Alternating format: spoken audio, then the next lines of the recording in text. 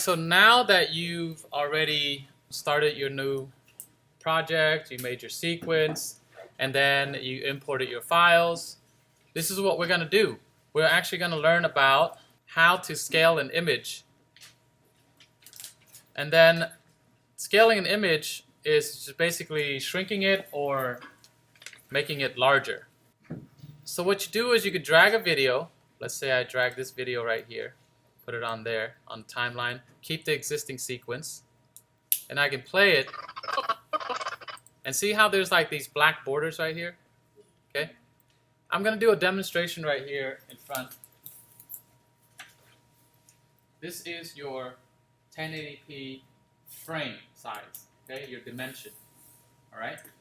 And then what you did was basically put a video that was this small on that frame size. That's why you see all the yellow around it, or in our case, you see the black border, correct? Okay? So, what I can do here is I can go to Effects, click on that, and then you're going to go click on the video file that's on the timeline, okay? And then I can go change the scale, which is under motion right here. Scroll down motion. Go to scale, and then you will make this smaller by dragging to the left or make it bigger by dragging to the right. If I want to fit the entire 1080p by enlarging the 720p video, there, it fits now. It looks like a 1080p video. Okay? But be warned, the more you blow it up, the more it's going to look right? Because you're taking something that's smaller and lower quality and then blowing it up and enlarging it to try to fit something, and that there will be a degrade in your quality. That's the only drawback. Okay? You can do the same thing with photos. All right? Let's say I have my photo right here. Scale, position, rotation. I'll go back to editing.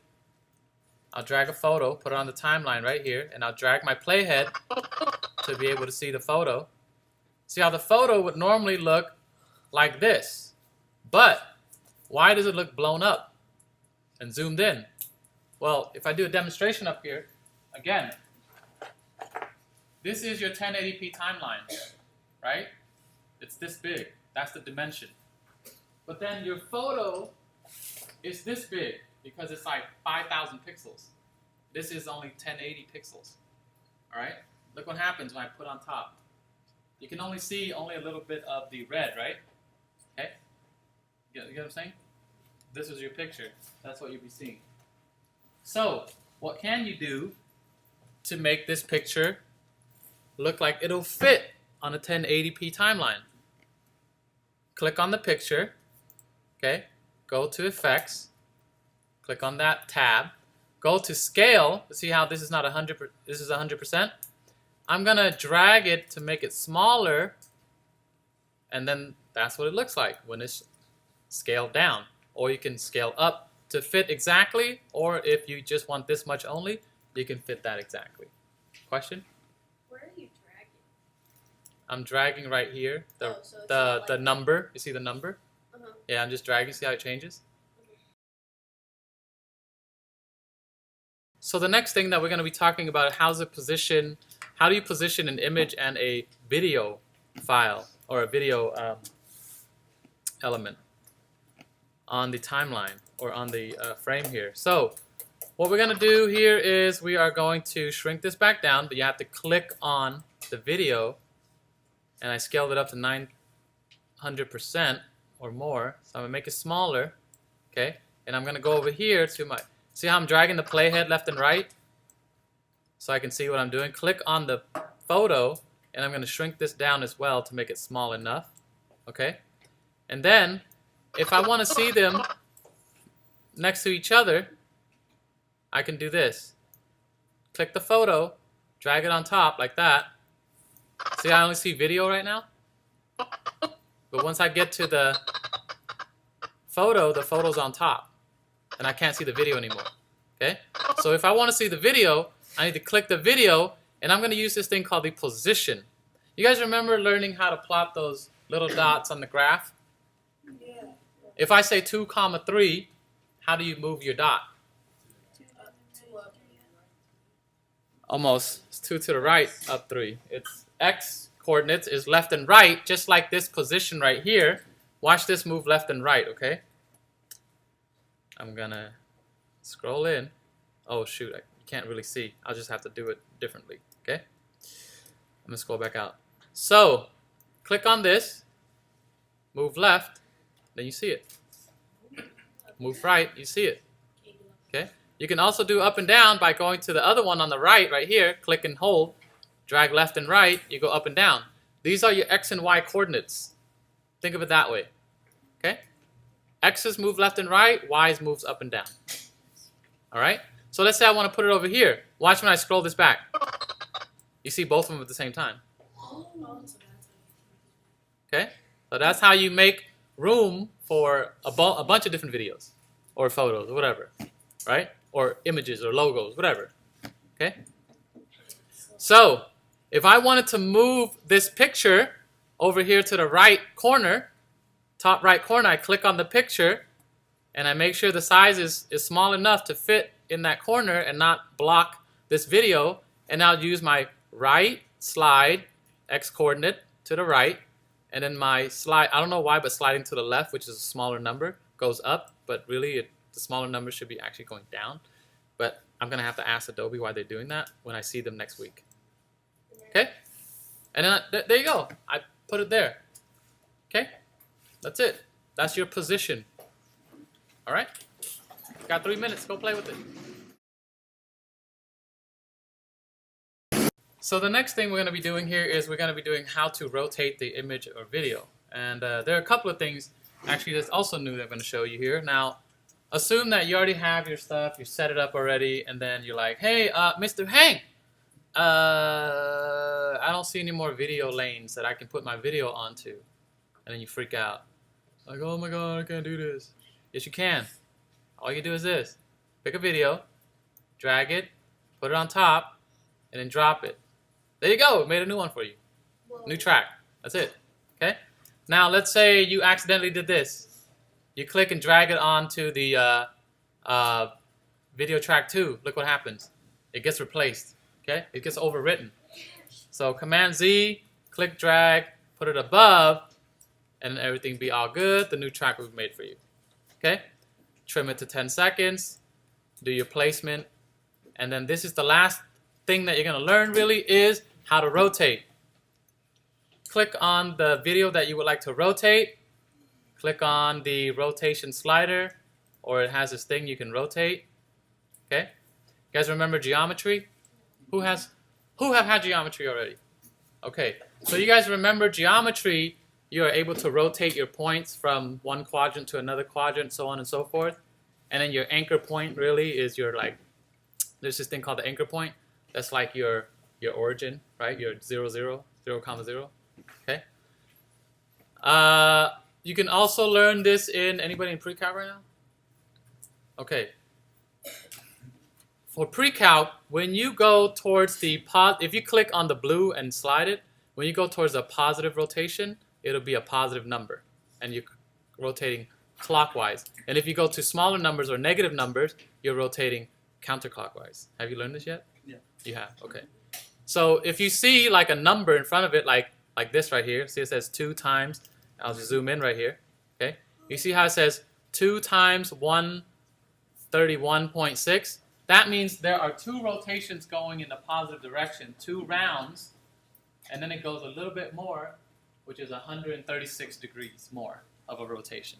And you can see that, and you can see right here, when I demo this, you can see if I go 3 rotations, 4 rotations, if I go to the negative direction, 6 rotations, so on and so forth. Scale to frame size versus set to frame size. And the difference is it's just in quality, okay?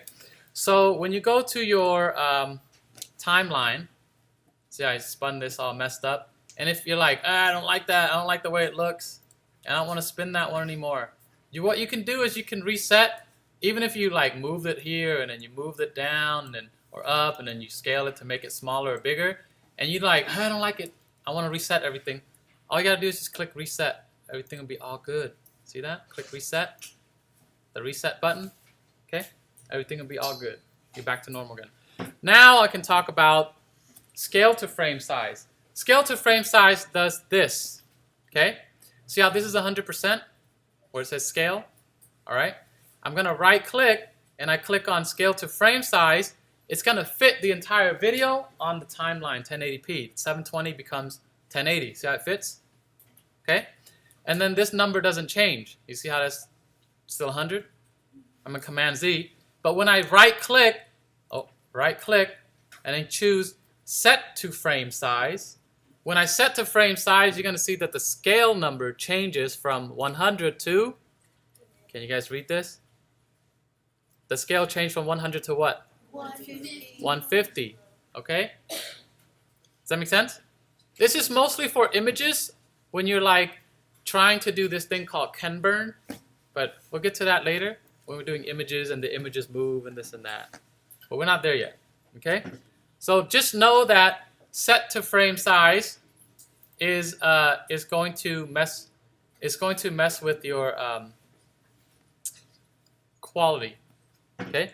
There are advantages and disadvantages to both. I'm not going to get into it yet, but just know that that's possible. So, just to finish the class and then let you finish your assignment, you are going to submit something that looks like this. The most basic is to get 4 videos. One of them's upside down, and the video is going to play for 10 seconds. So that way I know you can like end a video at exactly 10 seconds. If you're at 9 or at like 11, that's close enough. I won't dock you for that. Okay? But try to get it exactly at 10 seconds. See right here? It says exactly 10 seconds of video. Okay? And if you have extra time because you're that good, you're going to do this. Challenge yourself. Or you take it up to that next level. You do this. Start recording. This is not necessary, but this is all you need. Are you editing? You're done editing your video. What you're going to do here is you are going to go to the timeline. You click on the timeline. You're going to click on File. You're going to go click on Export Media. And then you are going to get this dialog box. Make sure the format is H.264. Let me just zoom in so you guys can see. Okay? Make sure the format is H.264. Make sure your preset is YouTube 1080p. Oh, wait, that's not YouTube. YouTube 1080p. And then click on the output name. That will be placed in your desktop O2 Premiere Pro Assignments folder. And make sure you give it a name. Scale, Position, Rotation. Come down here. Click Save. And then click Export. And then you will export a file.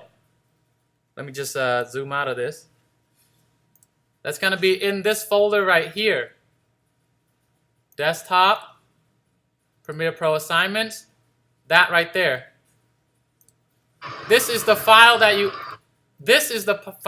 you submit, not your project file. Let me zoom in here. Let me make this very clear. You submit the MP4 file. You do not submit the project file. This is a project file. Don't submit that. You're submitting a video file. Okay? So think of your project file as your PSD. Think of your MP4 as your JPEG file that you're submitting. Take this, put it in Google Drive, get the link, so on and so forth. Okay? That's how you submit. All right, we're good.